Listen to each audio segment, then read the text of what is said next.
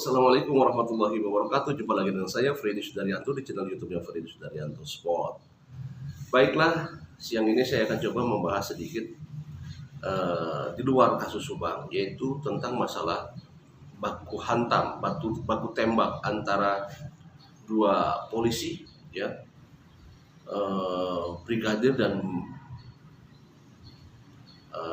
seorang ajudan dan seorang supir dari Kadip Propam. Ini lagi rame-ramenya. Kenapa? Karena memang terjadi di di tempat kediaman daripada Kadip Propam. Ya. Ada hal yang janggal di sini, yaitu pertama disebutkan bahwa alibi yang disampaikan oleh pihak dari ajudan bahwa adanya pelecehan terhadap istri daripada Kadip Propam, bahwa pelecehan yang dilakukan oleh seorang supir yaitu Brigadir J. Nah, kemudian terjadilah tembak-menembak. Yang dilakukan adalah, yang menembak pertama adalah dari Brigadir J. Kemudian ini dari ajudan itu katanya membela diri sehingga melakukan suatu tembakan. Baik, sekarang saya akan coba membahas dari tembakan dulu. Tembakan itu terjadi 5 kali dari driver, supirnya, dan 7 kali dari ajudan. Nah, dari supirnya itu, yang ajudan itu, yang Brigadir J, 5 kali tidak satupun yang mengenai. Sedangkan dari ajudan, dari 7 tembakan itu ada yang mengenai 5 tembakan. Ini aja sebenarnya sudah janggal, ya. Dengan jarak dekat tidak bisa menembak dari almarhum Brigadir J, tidak ada yang mengenai satupun, ya.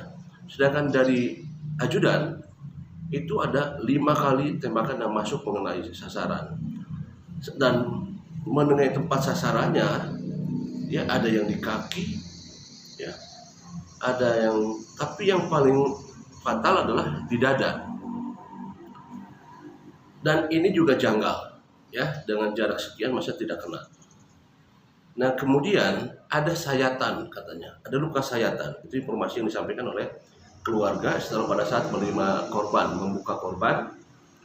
Kita lihat luka-lukanya. Luka-lukanya adanya luka sayatan. Itu disinyalir katanya adanya peluru yang menggesek. Jadi tergesek saja sehingga terjadinya sayatan. Ini pun sebenarnya sudah janggal. Kalau kena peluru, bukan luka sayatan yang ada juga luka bakar. Karena posisi peluru itu panas. Kemudian kalau dilihat informasi dari orang tuanya pada saat melihat luka, itu ada luka bolong di dada. Biasanya, saya lagi mohon maaf ya, biasanya kalau orang ditembak, ya, pada saat ditembak, itu biasanya yang bolong itu adalah akhir daripada tembakan tersebut. Kalau misalkan gini, ditembaknya dari depan, kalau ini badan, dadanya menghadap ke muka, ditembak, terus pelurunya tembus ke belakang, maka yang bolongnya itu yang belakang, yang bolongnya itu, yang depannya itu tidak akan bolong besar, ya, karena pada saat masuk tembakan, si peluru itu, ya, proyektilnya pada saat keluar dari longsongnya, dia dicetuskan, ditembak pelatuk tas, kemudian ada tekanan keras sehingga membakar di mesunya di longsong situ, sehingga si proyektilnya keluar. Nah, pada saat mau keluar itu ada dorongan, ada semacam ulir di sana, sehingga si pelurunya memutar. Pada saat menusuk badan, maka ini kecepatan tinggi, hanya bolong kecil. Pada saat dia masuk ke dalam tubuh dan menembus, maka yang belakangnya pasti besar bolongnya. Karena adanya gerakan ulir dari peluru itu, kan kayak semacam bor. Kalau peluru itu kan bergeraknya memutar, jadi ada semacam bor yang semacam borgol itu dia memutar, pelurunya masuk melubangi daripada badan dan ujungnya pasti membesar. Nah, ini informasi dari orang tuanya bahwa ada bolong besar di dadanya. Kalau di dadanya bolong besar, berarti ditembaknya dari belakang.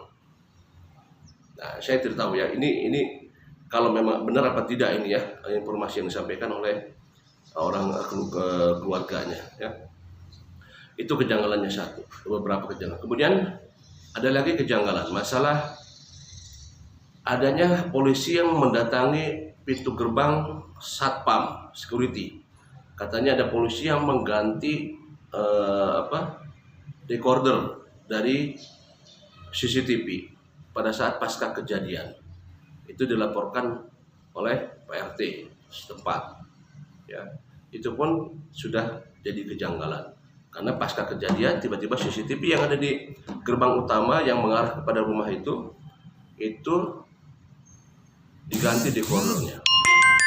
Nah, kemudian ada lagi yang mengganjal adalah masalah seorang ajudan dan seorang driver yang berbeda pangkat.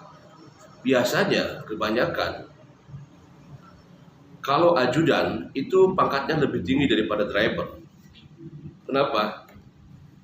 Karena ajudan dibutuhkan, mohon maaf, bukan merendahkan driver ya, tetapi ajudan, apalagi seorang irjen pol, biasanya itu dibutuhkan keilmuannya, ya, di samping ketegasan ya keilmuannya.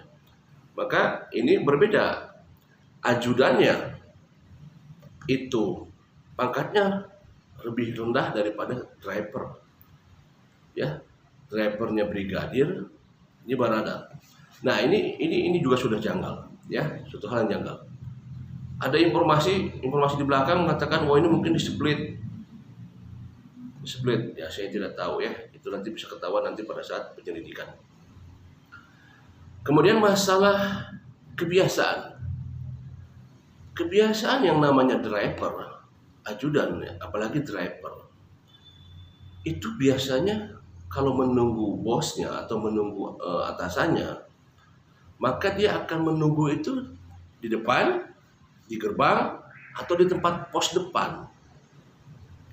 Karena biasanya kan mencuci mobil, ya, sambil ngopi, sambil ngerokok, itu di depan.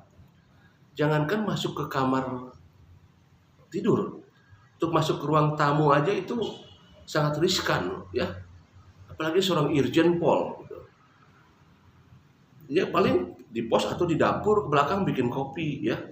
Tapi kalau ini sampai masuk ke kamar yang disinyalir katanya ada pelecehan di kamar, seberani itukah? Ini tidak masuk di akal sebenarnya. Kenapa? Kalau misalkan dia melakukan pelecehan seksual misalkan ya kepada ibu, istri daripada irjen pol, itu kan sebenarnya sudah bunuh diri. Kenapa? Karena itu kan di rumah. Pelecehan, kalau pelecehan itu kan berarti hal yang tidak satu sama lain tidak saling menyukai.